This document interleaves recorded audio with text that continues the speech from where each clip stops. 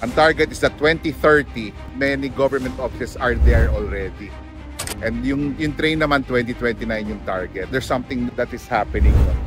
Mas magiging mabilis ang biyahe mula Pampanga hanggang Laguna. These giant developers, they study this naman. So they won't be putting in their millions or billions, their money, if they do not see any future in this.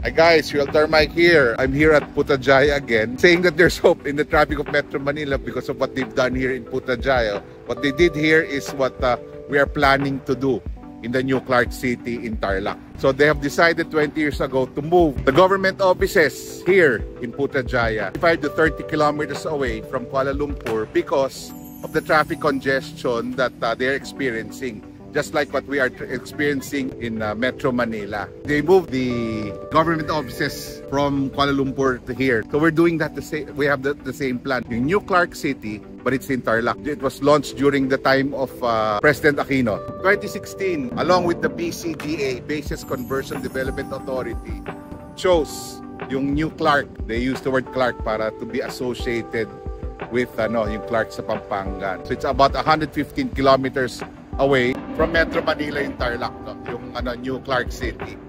So they're doing the infrastructure now, yung roads, yung North-South Commuter Railway. And you'll be surprised, no?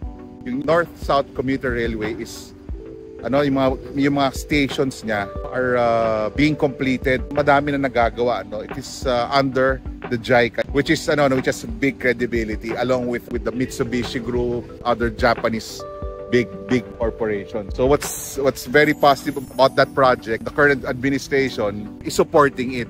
Aquino Marcos, merong merong conflicts, but I think this government has put the issues aside and decided to work for the betterment of the Filipinos. I'm not going into politics now. I'm just saying that it is notorious that when one admin starts it, the next administration, if it's not friendly, will stop it. No? So ngayon, apparently with this one, they're continuing it. Ang target is that 2030, government offices, many government offices are there already. And yung train naman, 2029 yung target. There's something that is happening. No? Right now, satellite offices, there are government offices that have satellite offices there in Clark. So hindi pa siya full blast. Pero one significant thing, the ADB, Asian Development Bank, is having an office there to monitor. They see the importance of that. Tapos may mga big developers such as Ayala Land. Meron silang project in Tarlac, which is not that usual. And it's an estate, yung Crescendo. So Philinvest also is into it. These giant developers, they study this naman. So they won't be putting in their millions